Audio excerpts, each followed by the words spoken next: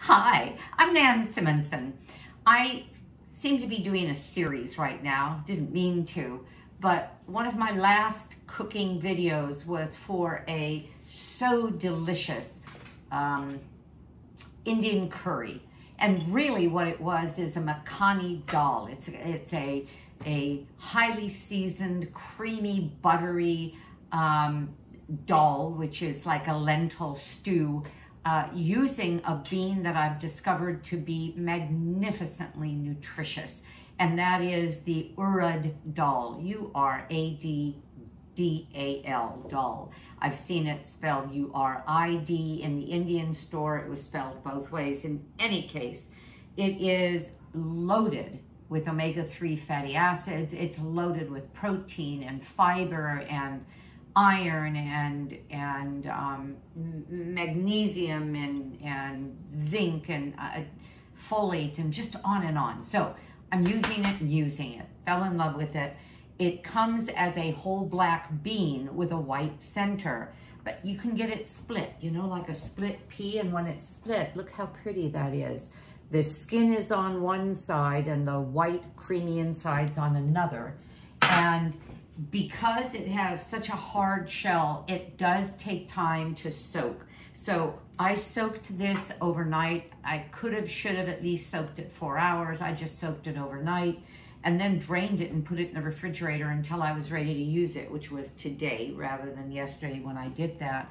And I'm making a Shahi dal, which is a Panjabi kind of a recipe, and that's further north. Still buttery, still creamy, using milk, lots and lots of flavor. They use almonds in their food and fruits and lots of spices, but this spiciness is different than the makhani dal, the Indian curry that I made yesterday from the whole bean, this time the split bean. Okay, I'm just gonna throw it all together because this goes really fast. I'm going to put the soaked bean, again, it was tiny before I soaked it. 1 cup has created 3 cups of the soaked bean. And I am going to add to this seasonings for this part. And then what's interesting is that you're going to see what is meant by the Indian term tempering. Or a word, tadka.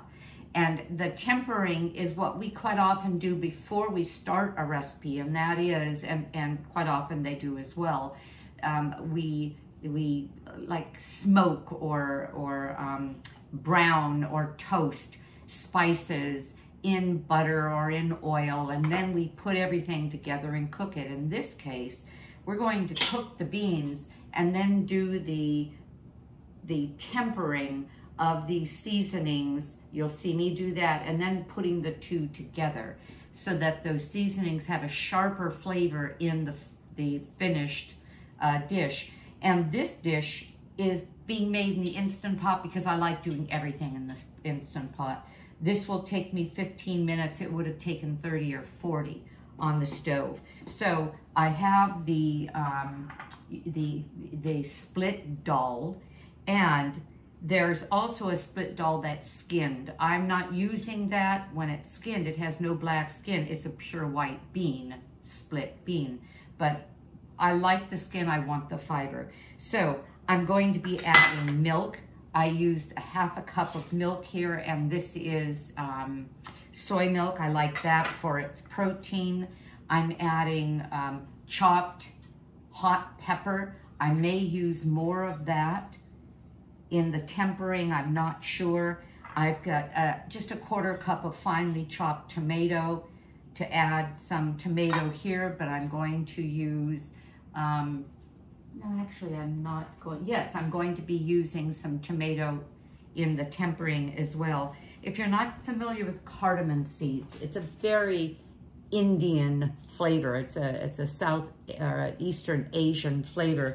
And I'm using a couple of these. You know what they remind me of? Now, this is going to sound like I'm not impressed with them, but I am, because I always liked this flavor.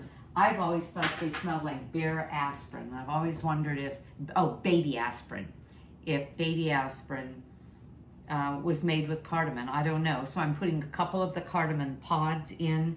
I'm putting in ginger and garlic, big clove of garlic, and about a teaspoon or a inch of ginger. Ginger comes like this. I wash it well. I get organic. I wash it well.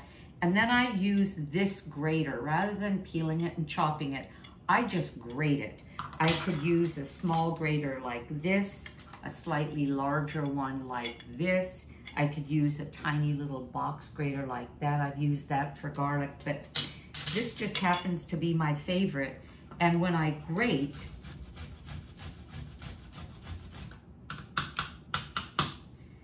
it comes out like this. I could finish and more finely chop it. I'm not putting this in because I've already done it. And then this end is kind of massacred, but it gets rid of the fibrous ends, and I'll just cut those off. So we have ginger, garlic, the cardamom. I have turmeric here, and whenever you use turmeric and you want it to be not just for flavor, but for health benefits, add some ground black pepper to it because it makes it much more bioavailable. And turmeric is a wonderful spice for health. It's an antioxidant. It helps with pain management. Now, I grow my own bay laurel. Laurus nobilis is the genus and species. So I could use a fresh bay leaf or a dry bay leaf from my bay laurel. I'm going to use a fresh because it gives me that much more flavor, and I break it a little bit so that I'm exposing some of its cells, but I want it to stay together so I can fish it out easily. And then some red chili powder, and that's going to be it. I will taste it later for salt. I use a little bit of salt, not a lot. Some of you use no salt at all, which is fine. This is very flavorful, but I'll check on that later. And then I'm pouring over it 2 cups of water. And what this water has done is just covered the dal. Remember, this has been soaked. Can you see that? Well, you really can't because you can't tell, and I don't want to turn it. But what I'm saying, I was going to say you can't tell when I turn it like that. It's just covering the dal by maybe a 1/4 of an inch. And it has been soaked. And I'll put the cover on. And rather than taking it to the stove and watching it while it's cooking, this is why I like a pressure cooker, I'm going to cook it for 15 minutes. Let's see. And go. It'll just turn itself on. Now I'm going to move to the stove, and I'll pick up the video again and show you the tempering, which I'm going to do now rather than later, and then I'll put the two together. Be back. Okay, so in order to temper most Indian recipes, you're going to use oil or actually ghee. Ghee is clarified butter. I don't use oil in my cooking. I don't use butter. Whole food, plant-based is the way I've eaten for 4 years, so there is no animal product in my diet. So the milk I used was plant milk. I used soy milk. I like the protein profile and I like the flavor of it. Could have used any plant milk for it. And I don't start off any recipe in oil. I usually simply start with the onion, let the onion sweat a bit, and use that as a base to toast my spices. And you're gonna see me do that. So, can you hear that the pan is sizzling? I start with a hot pan and just let it sit just a bit, and it starts to call weep. Now, I couldn't do that if I had, let's say, garlic here, and quite often you would add to an oil at the beginning of most dishes. Or if it were even a European dish and you were doing a mirepoix, which is your onion and celery and garlic and sometimes carrot, that base to most dishes, you would usually use oil. I don't. So this is the doctors and the people I follow, including Chef AJ and Dr. McDougall and Dr. Caldwell Esselstyn and Dr. Greger and Dr. Christy Funk. They all are very careful to advise a whole food plant-based, or as plant-based as you can get, as many vegetables and whole foods in there as you can get, to the exclusion of processed foods, but also they advise low, if no, oil at all. And this is an easy way to cook, and besides that, it saves hundreds and hundreds and hundreds of calories in a day if you consider that people quite often use oil for every meal that they have. Salad dressing, sauteed vegetables. I'm going to be doing another video to back this one up of a risotto using this same bean. I am crazy about this bean, Urad Dal. And it's going to be a risotto topped with mushrooms, sauteed mushrooms. Well, they're sauteed like this. In other words, I start with onion, I add some seasonings, garlic, when the onion is already browned. As I'm talking, it's weeping, so I have to kind of chat with you a while just to let it weep. And the mushrooms are fabulous. We'll eat a pound of mushrooms, which will be maybe 100 calories a pound if we added the oil that most recipes would call for, and finish it up ourselves, which we will do tonight over that dal risotto. We would be hundreds of calories into it, hundreds and hundreds. That several times a day, that several days a week, or every day of the week and every week of the month. And it's not surprising that people are surprised that they're putting on weight every year and thinking, I don't get it, I don't feel like I eat that much. Nobody can taste whether or not I've got oil in this, except maybe that mouthfeel, which I'd prefer not to have. I want to taste the food. Okay, so I'm going to put this a little higher. I brought some broth out, and I make my own broth, frozen veggies, all the scraps go into the freezer, and then when that 1 gallon Ziploc freezer bag is full, I throw it into a pot covered by about 1.5 to 2 inches of water and cook it. And that becomes my broth, and it's really very good. Now, what we do to get this to turn golden quickly is I sort of caramelize not only the pan and the onions, but I'm also caramelizing the broth. Can you see what it's doing? It's sizzling, and what it's doing is that it's turning into a more syrupy, we call it caramelization, texture, the part of the onion juice that's stuck to the pan. So what we're going to do, I'll do this a couple of times, and I'm putting it a little higher than I'd like to, but I don't want to keep you too long. And I'll show you what I'm going to do. Instead of starting with the fat and throwing the seasonings in the fat, ghee or oil, instead, as I said, I'm using the onion as the carrier of those spices because I can still toast them this way, and letting them and this process be the first thing that I do. And the flavor is just as good. All right, I have cumin seed, and if you're not familiar with cumin seed, cumin is what we use a lot in Mexican food, in any kind of Hispanic dish. Actually, I use it in my hummus. Actually, it's used in almost all cultures, including Indian cooking. But this is cumin that is not ground. It's the cumin seed. And when you toast it, it actually gets a little bit crunchy. You'll be biting into it instead of having it infuse things with flavor that you can't identify. When you hit one of these little pods, not quite a pod, seeds in a recipe, it's a bit of a jolt of flavor. Okay, so I have cumin in here, and I also have something called Garam Masala. Garam Masala is very indicative of Indian food, and it's made by any manufacturer to their recipe. But in general, you'll find cardamom. You saw the pods I put in, those were cardamom. Cinnamon, cloves, cumin, black pepper, coriander.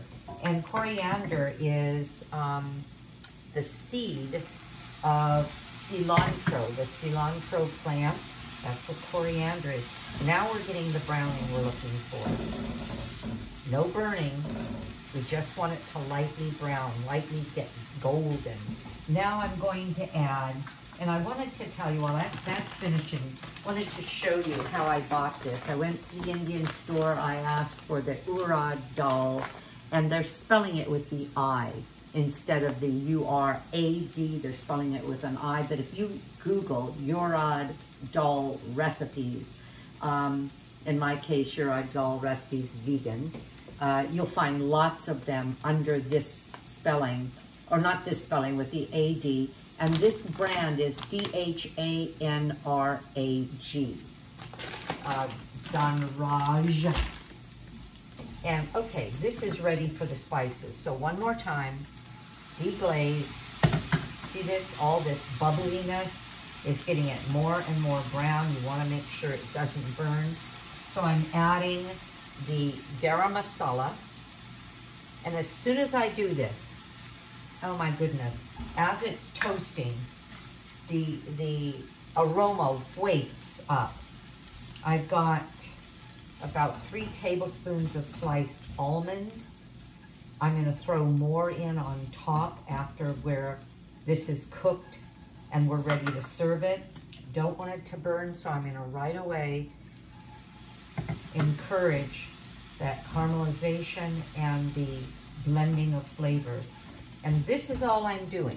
So this is called tempering, the tadka, meaning this combination of seasonings. Usually, if it's true Indian food, it would be in a ghee or a fat, but they use ghee, butter all the time. And we'll leave it. Now, what is typically done, take it off the fire, what is typically done is that I've done this in a large pot and I take the beans and I throw the beans into this and continue to cook it. Well, I'm using the Instapot, and when the beans are finished there, I'll look at how much moisture it is and see if I'm happy with that. I may want to add more water or maybe even take some off, but I like a looser, brothier bean. And I'll add this to that and bring it to a simmer again using the saute function. So everything is going into the Instapot. It's so much easier that way. And I think that's that. I will include at the back, well, actually, I'll show you when I'm finished what it looks like coming out of the pot.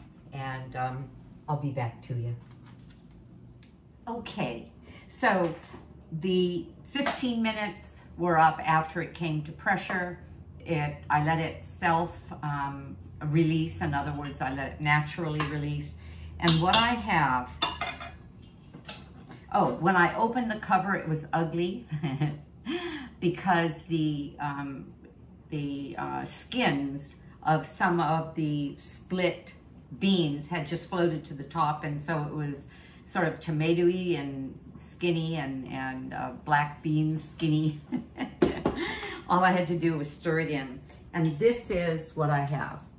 Looks just like a kind of a lentil dal. And that's what it is. But it's the Urad Dal, the Urad bean,